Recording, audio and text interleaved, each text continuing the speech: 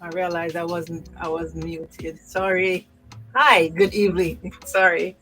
Tested everything, but I didn't test my mic. Hi, my name is Suzette Morrison Curtis. As you can see on the screen, I'm a founder of my Power of Teaching YouTube channel and also an AI trainer, coach, educator, as you can see on the screen as well. I am here in your space today, not taking up any time because we have to go to work tomorrow. But why I took this on to myself is to have a one-on-one talk with my fellow colleagues, educators and mine, teachers, students, anybody that is hearing this after this live stream, to have a serious talk. We had gone through 2 or 3 days or a week, I could say, of anticipation, anxiety, not knowing what is to come. And when it came with such a bulldozer. I must tell you, I've experienced Gilbert, smaller, little I remember, went through Beryl, but Melissa, she's a star to speak on. And to see the graphic pictures that I've seen over the days that I've missed out when I got the light back, it thrusted me in a space that I felt so grateful in one end, but so depressed in the next. Persons in the different spaces, such as in Westmoreland, Trelawney, St. Elizabeth, they don't have the luxury of doing everything that we're doing now because they don't have a space to do it in. Then we look back on, all right, so we have to go back to work. How do we navigate this? So let's talk about it. Let's I'm just giving you some tips. I'm not a psychologist. I'm just giving you some tips that I went and got them off the online, and I'm sharing it with you so you can be able to share it with others. I mean, it was a devastating experience for me. I'm still left in an emotional state that I really can't speak. So what we're going to talk about today, we're going to talk about assessing our well-being and needs. How are you? I know for sure, I had to take a mental break one of the days after I saw what I saw, and I thank God for my life. Thank God of who I am and where I'm space. Because honestly, it's not a pretty sight out there. And wherever you can be able to assist anybody, don't lose sight of that. Get on it. We'll be looking at creating a safe and a stable environment, not but just for you, but for your students who you're going to go back to, right? Because they're leaning on you now, They're going to lean on you. Some of them may not have the luxury of what they had before, and they don't know how to cope with it. There comes your knowledge, allowing for expression and processing. What do I mean by this? Have them have a comfort zone where they can be able to express themselves, whether it by writing down what they happen, verbally speak about it in class, whatever suits them and makes them comfortable. Adjusting academics and expectations. What do I mean by that? Many of you have set a large expectation for the semester as it winds down, and assessments are due and were due in the time where we had Melissa. Now you have to pivot and roll back some of those expectations, and there are going to be some barriers. There are going to be some performance gaps, right? And there comes the thing that we all must look at: self-care for educators. Then have to spend some time, quality time with yourself, and look back and just reassess, right? Now, first things first, assessing our well-being. When I was doing this, we I looked at the different images and I said to myself, let's play around with some images. If one of these images are you, you can always let me know. Leave a comment in the comment and I'll get back to it. But I know for sure I'm the one but at the bottom, not knowing what I do. Wednesday I was the one at the top because I was crying because emotionally I couldn't see where I was going. Meaning, when I looked at see what the devastation in my community was. I mean, we didn't have roofs tear and torn off, but it still had some impact. Persons just came out and we rallied around and cleaned up. Our well-being and needs need to be met. Meaning, if it is that you have a quiet space at home, don't be afraid to reach out for help. Don't be afraid to cry if you have to, because this was a very very catastrophic. I'm using the word storm you went through, and you survived.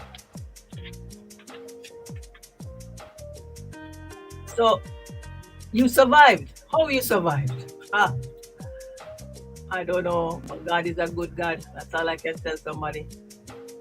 So in checking the well-being, you're gonna need to check on your students too.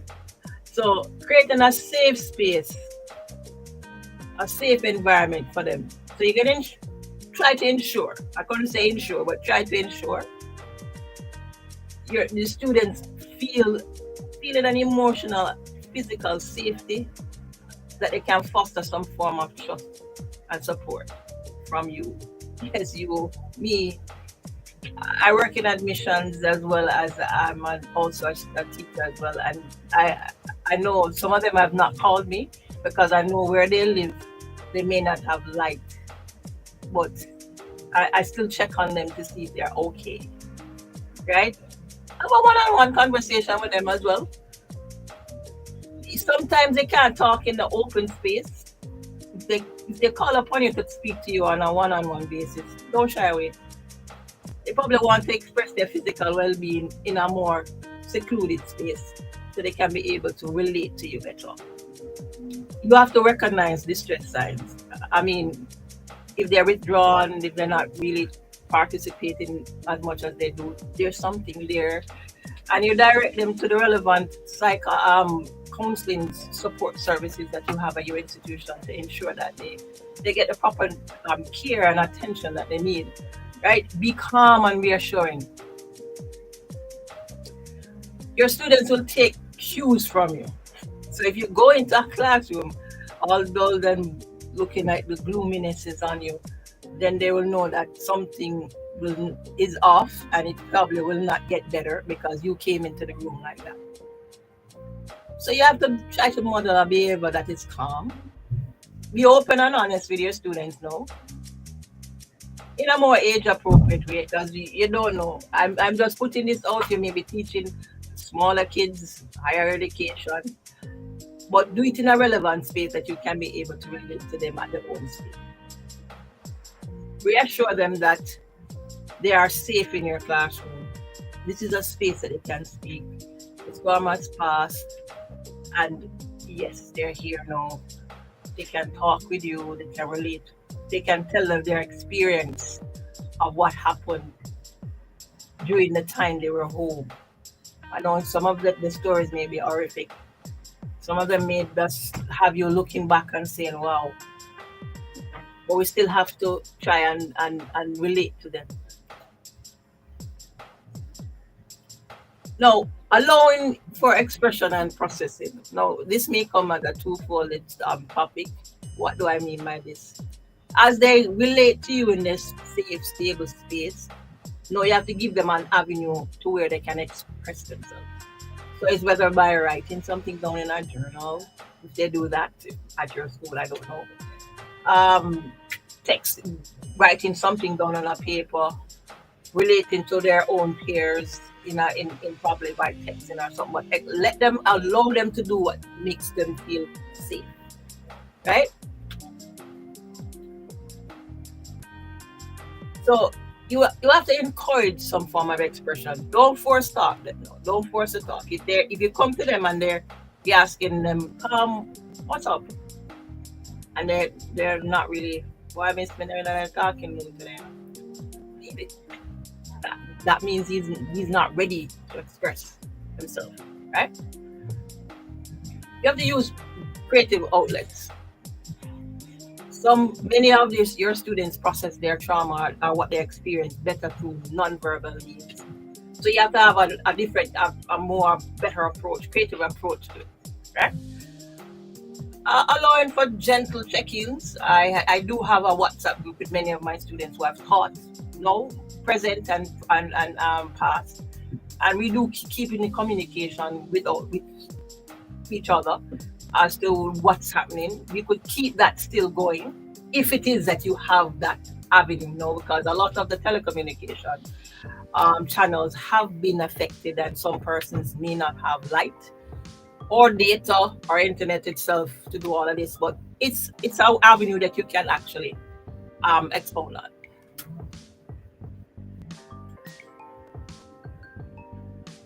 Next thing is to adjust into academics and expectations. Now I sit back and look at this. Why I say this is that I'm a teacher, and when I set rules and regulations for my assessment and my activities, I tend to want my students to abide by it, because it spells sense that when you're working in an environment and you're given timelines and deadlines, you have to meet them in some form of way, because your supervisor or who governs you will expect you to be able to deliver based on the timelines given.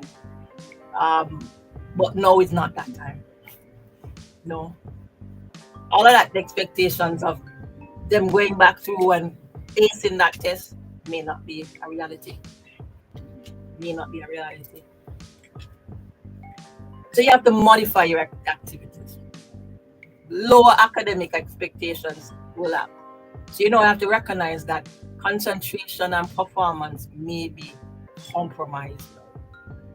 I've got students really get back into the reading modality. Remember them still mentally at a loss at what is happening, trying to root back into reality. So it's going to take a little time. So you have to be flexible with your deadlines and decrease the overall workload. So if you gave them 5 activities or stuff to do overall, then you can cut it down to 3 and check in with to see if they're doing them or if they had any challenge doing them. Because some of them may not be able to go online and do research for it, because they still are without the necessities such as light, water, because those things affect them socially, right?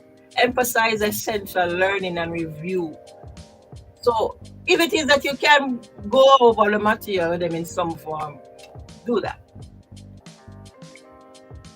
And keep the learning curve manageable and effective, meaning don't give them too much things all at once, because remember, they're just coming out of that trauma just like you. So they're still coping with what is happening in the now and what was before. Can you imagine? Some of these students had roof and a stable environment. Everything was going well until last week, when everything just crumbled under their feet. They watch some of the things happen. They have friends who they have not heard from, and we heard that they're displaced. So you have to be cautious to what you're doing in the classroom now. It's gonna be a challenge, but as the Ministry of Education said, they have counseling units. They have persons in different support mechanisms that can be able to assist with any student that is having a distress or a problem coping in the classroom. And you should tap into that too. So we're still here, it affects us as well. So you have to utilize some flexible assessment methods. What do I mean by this? Methods like your project presentation. I went and did a little research, and I realized that you can actually have them, if they're supposed to write some essay or some communication about lived experience based on a topic, have them write about what they went through. Have them present it in class. Tell the story about what happened, using any videos that they have gotten to actually illustrate what happened, right? Accommodate diverse, flexible assessment to speak to the different needs in your class, learning needs in your classroom. Right now, printed materials may be the way to go because internet is go down, so you have to probably print and give them to read. You understand? Not all of them may have the luxury of going to somebody's house to get internet now because everybody is displaced in some form of order. Not everybody gets light back power, I should say, in their space, so they may have a challenge. But you have to consider the emotional state of your students as they progress through the semester. All right?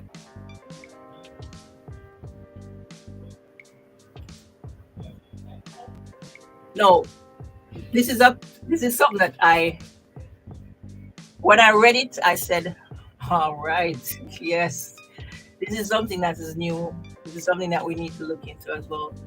Self care for you as an educator. What does this mean to you? What does it mean to me? Going through this storm, I slept Wednesday, got up Thursday, did my chores. Yeah, I found myself dozing off. Not dozing means sleeping, but recalling the effects that happened throughout my mind. Walked to my brother, came back. And I think that Friday morning when I got back, like I tried to be able to connect with all of my siblings. My nephew overseas was like panicking because he didn't hear from me in a couple of days. He'd seen horrific stories, not knowing. I had to call him and let him know, reassure him that I'm okay. Leaking here and there as usual. Portmore houses do that. But I'm still alive. So I had to take a little time by myself and just pat myself on my shoulder and say, you're alive. You did well. But what about your brothers and sisters outside of this space? How are they doing? Connected with some of my friends, didn't get to some of them probably still having issues with light or communication through different medias.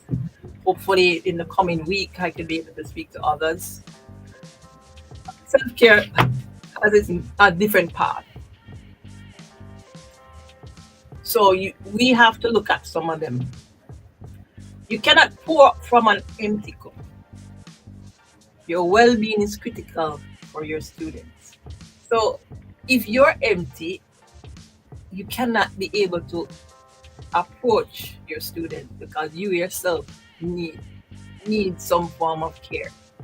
So acknowledge your own feelings is one of them. The experience and stress matters. So you went through the storm with them. You went through the storm as well. So if it is that you need some form of help, reach out to your administrator, mental health professional.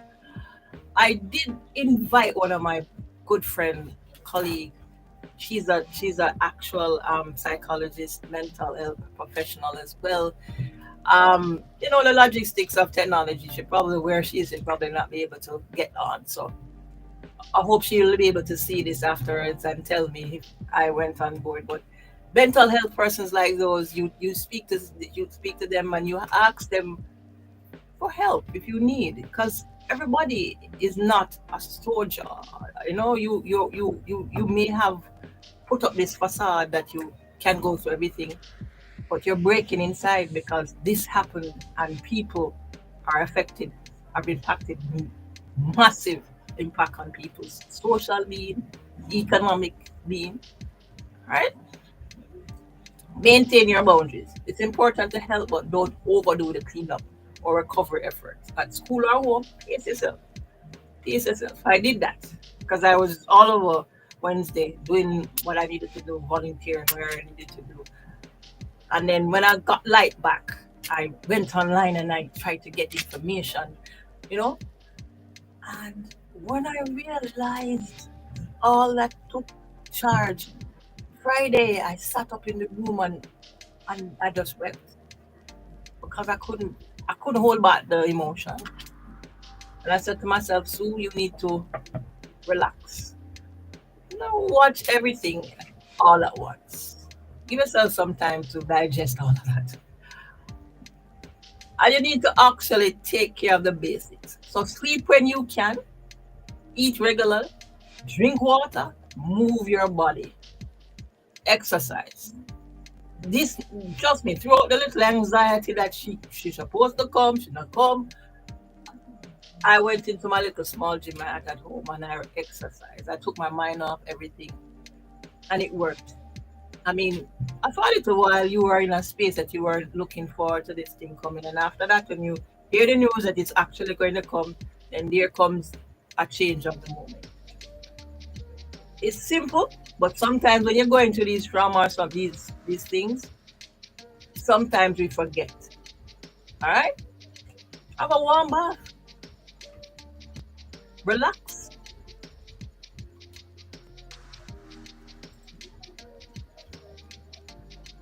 Now, don't forget this. Never forget that we're in this together. So have your student engage in active service, where it be volunteer service at your school, at my institution. We have what something called social outreach. So I know they're going to be doing some form of relief effort for some of these persons. So they can build empathy and practical skills. So they can be it can help them to calm their nerves. Community empowerment. Living in a community, try to have some service learning, some community spirit. Have them go out and try to assist where they can, so they can be able to feel better within themselves. Remember now, progress isn't linear, meaning some days we'll feel lighter. I mean, Friday morning, I felt like, yeah, we're coming to the end of the week, and I feel like I need to just de stress. Then it felt lighter, and then Saturday came, and then you realize you have to go back to work, and everything just started to crumble. So some days the weight of everything will feel heavy again. That was Saturday. This is normal. Healing doesn't move in a straight line. Be gentle with yourselves. And each day, each other, be gentle with yourself and each other, because there are harder days and there are simple days. So you have to make sure that you don't just take it upon yourself and say, oh dear, what am I going through? Um, you should have done better. No, take time and appreciate the small things. If it's not some, if one thing I can take away from this storm is to be very humble. Be humble with yours. Be humble, because you may have the comfort and the luxury of everything before you, and within a snap of a minute, it's gone, and you're back to square one. What do you do? Hmm. Hope is an action, not just a feeling. So every time you show up, every time you try something, every time you support someone else, you're actively creating hope. Saying, I'm just saying, we'll get through this together. And I know you will. I know I'm starting by just doing this.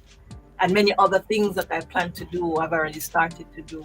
Makes me feel a little bit better in myself, because although certain things are not the same, because other little things happen, you have other persons who are feeling way, way worse. But I thank God they have life. So try to make sure that you connect with the families and available resources. So Link Families, local organization that provides counseling, housing, and food assistance services. They are a lot of foundations that have come up now assisting persons. The government has their own initiative, support.gov, that support services. I think I have that email. I'm gonna try and share it with you. I should post to have it online here, but I forgot. That's a channel where you can use to support. They have other persons in your area that you can be able to sponsor, to to support them, and they will support the persons. One such organization, my church where I attend, uh, we had a relief um, initiative, and I sent funds to them so they can be able to purchase, to carry to these places, so they can assist these persons who are in need. Yeah, because there are a lot of them. I was listening on online today, Brother Bear. Bishop Blair, he said that the government alone may not be able to fix what is happening. If them all, just Black River alone will take all of the money, much less the other spaces around. So if you can see yourself doing something, go ahead, start it. You'll feel better because you are sleeping in a bed, having a roof over your head, you have shoes on your feet. Many didn't even have the luxury to even pull out things from their house. That's gone. Partnership and community resources strengthen support networks. So you have to try and do some form of community services, link with other persons to be able to come together and so you can assist the other person that you know that is in need. No, as final thoughts as I wrap up, because this live is not going to be a very long one. It's just something that I came across my mind and it pounced on me from throughout the weekend. How do I use my channel to be able to connect and impact somebody else? And I've been doing podcasts since recently, sharing some of my presentations that I've done locally with other educational institutions. And it dawned on me to say, let's do something for educators. I mean, we're going back into the classroom. Some of us don't even know what we're gonna do. I mean, we were at a point in our lesson that point where we're at now. How do we move from there? Because some of these were set back. We're teaching online for last week before. Some students didn't have connection then. What do you do now when they don't have connection? Continued connections. Still, how do you be able to assist them? Wow. So assess your student carefully, understand their needs and challenges after the storm. So don't put them up a lot of activity of assignment and say, due next week. Remember now, they too were affected. They don't have light. Some of them don't even know what these things pound on their brain. So they don't really have the time for you to go through what you gave them. But you still can be able to manage. Tell them that within a week or so, try and do it and connect with them to see if they have started, if they have any issues. Compassionate teaching now. This is something that you're going to have to do, right? Support helps. Try to support and help the students feel safe around you. So they can better be able to understand the material. Because as I said, they too suffered. Some of them may suffer more than what you're going through. Have family members who have died, who they have not heard from. And these things are reality. Adaptable lessons. Now, modify your lessons. Flexible. Meet changing student needs and learning environment. As I said, we're not going to be as a regular granular way or we normally do things from 2 weeks ago. It's changed now. Encourage your students to be resilient. What do I mean? Yes, you have gone through this, but you're going to come through better than you started. Keep motivating them, keep encouraging them in that manner. The road ahead have challenges, but also it has possibilities.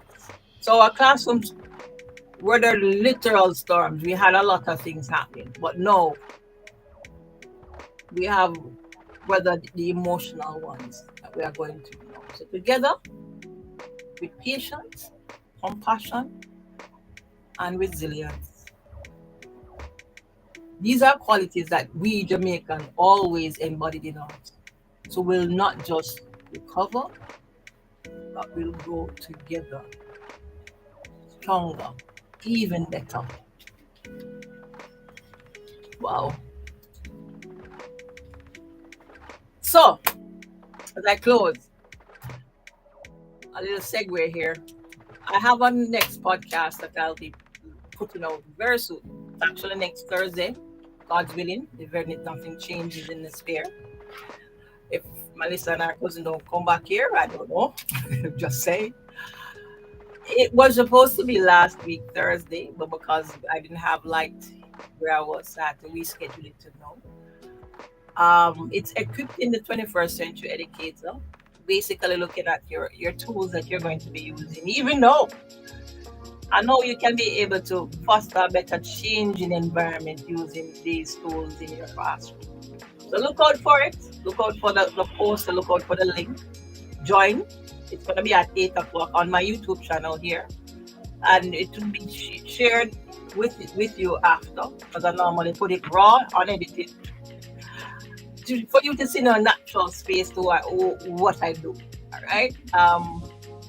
Anyone wants to reach out to me, you can also DM me, leave a comment in my channel, and I'll get through to you. Like, share, comment. This channel, I have 120 members going, and I must say, started out from 2 years ago. Never knew what I was doing with this channel, but hey, I'm here now, and it's an avenue where I can be able to showcase who I am and what things can happen when you put your mind to it. So as I close tonight, I just want to reach out to everyone who have been affected to let you know that you're not alone. You're not navigating this new norm alone. Persons are out there and they're willing to assist you. And there will be a better recovery after this. You will testify. You will give your testimony to what has happened and where you are now. Takes time, takes baby steps. We can't do everything in one go. We have to take our time. We're at what? Wednesday, Thursday, Friday, Saturday, Sunday. 5 days into the recovery relief recovery plan. We're still going. It's still liquid. It's still there. Person still can recover. Remember what's happening. Last week Sunday, there's a lot of rain in my area. We didn't feel her, but just out of bands, and we were still anxious. We're still wondering if she was coming. I mean, it just came up on us, and it just the winds were just blowing, howling. I mean, it must be terrifying in those persons who saw massive waves just come up and just took away things. When you see it on TV, you thought that was just television. But when you see it in real life, you know you're saying to yourself, what had just happened? So take your time and look at where you are and try to adjust where you can. Because we're going into the new norm come Monday morning or during the course of this week.